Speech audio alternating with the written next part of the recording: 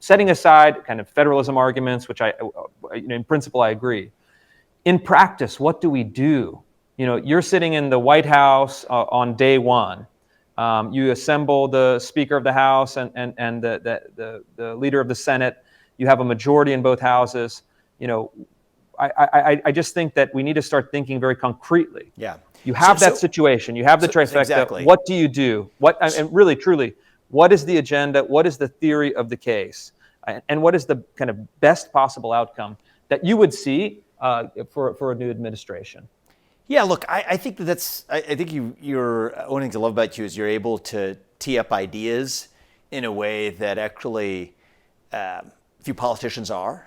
And I personally am of the breed of I believe and miss the days of our founding class, the Thomas Jeffersons of the world who had your type of interest in ideas, but also were the people who occupied the positions to actually implement them versus today what I think we've devolved into is separation of those roles. I think we live in one of these moments where you do need leaders who have both your capacity. Hey, maybe you should think about a future different than the one you're in, man. But people who actually have the ability to generate independent thoughts for themselves, a standard that we don't really apply to politicians today, actually being the ones driving the decisions.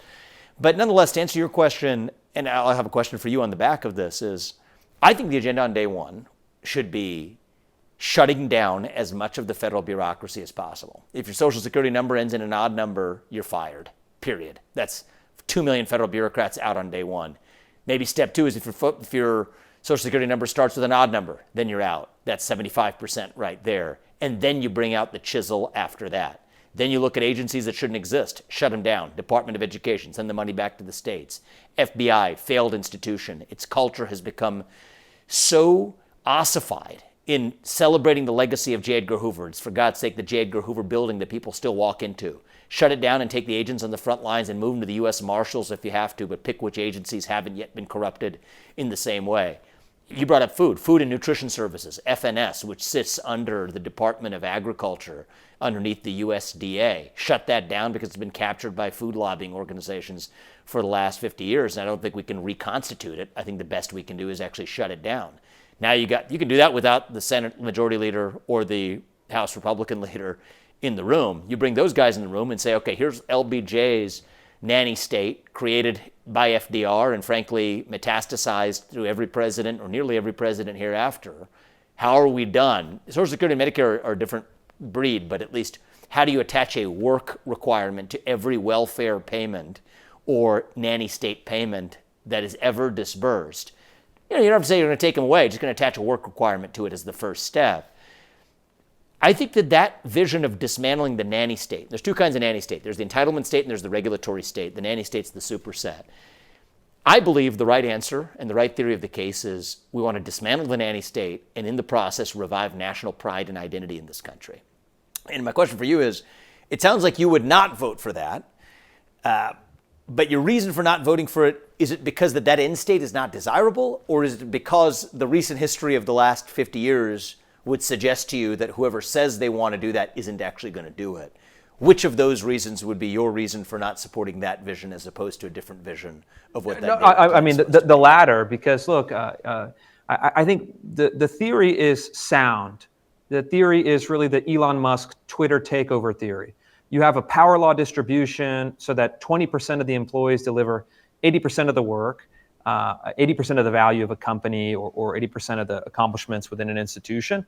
And Elon fires 80% of the Twitter workers, and I think has maintained or actually increased the innovation in the product. I think you'd find a lot of government bureaucracies, it might even be a more extreme distribution. But so in theory, yes, you could cut half of the federal employees, and I think actually the government would work quite well. We actually kind of know this. There are government shutdowns periodically. Yeah, exactly. And one of the things that I've noticed during government shutdowns is that like my life and everyone I know, their lives are exactly the same as prior to the government shutdown. If you had a government shutdown that never reopened, I think actually 90% of Americans would feel no difference at all. And so all but non-emergency or non-essential personnel The only difference so they feel is lower taxes or whatever to be able to fund the nonsense in the meantime, right? So yeah. They would like that, yeah, of course. But so in theory, I agree, and also in theory, as a kind of political theory, I think it would be a better government, a government that is smaller, a government that is lighter, a government that provides more latitudes for citizens is a better government. My problem is really strategic and tactical in nature.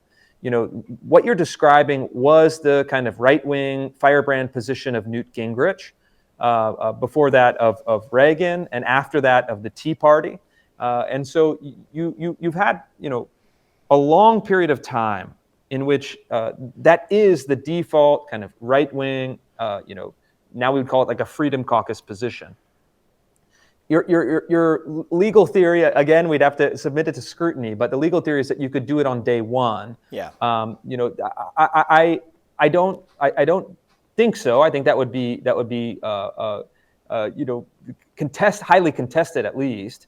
And you have the Schedule F executive order that President Trump was rolling out in the first administration, where you can say policy officials, those that have kind of that's really small potato. I mean, that's good. It's a good step forward, but it is small compared to the scale of what I'm talking about here. Yes, of course. And so you get kind of a contestation even at that level. I think it makes sense. I think they should do it. I think they should go as far as possible. But the question then, kind of remains. I mean, you'd have to have, even accepting the kind of constitutionality of what you're talking about, saying that the president, as the unitary executive, has sole control over the composition of the workforce in the federal agencies. I mean, great if we can make the case and it gets past the Supreme Court, fantastic. But even just assuming it's a discussion for another day. But it is my belief. We'll just put it aside and we'll assume it to be true for now. Yeah. You'd have to have a kind of different character. A kind of different prince, let's say, in the metaphorical sense, that would be willing to take such a dramatic action.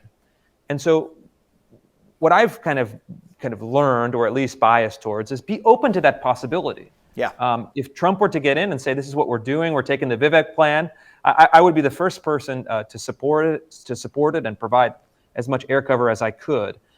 But I think we also need to have a kind of plan B. And the plan B is not as romantic. It's not revolutionary in nature, but it's more akin to trench warfare, institution by institution, policy by policy, to actually combat it in that sense. And to say that if we are going to have a state, that state should actually transmit the values of the people who are elected to run that state.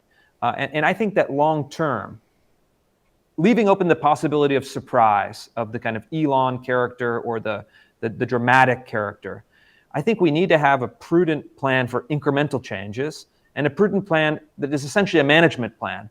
Because my sense of the kind of near and medium term, as much as we lament the rise of the managerial state, there's really no viable alternative to the managerial state.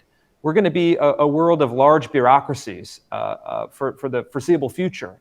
And until we can change that, until we have the kind of rudimentary particles of a replacement for that system, I think we have to have a plan for fighting within that system, which for most conservatives is simply, we hope that it goes away sometime.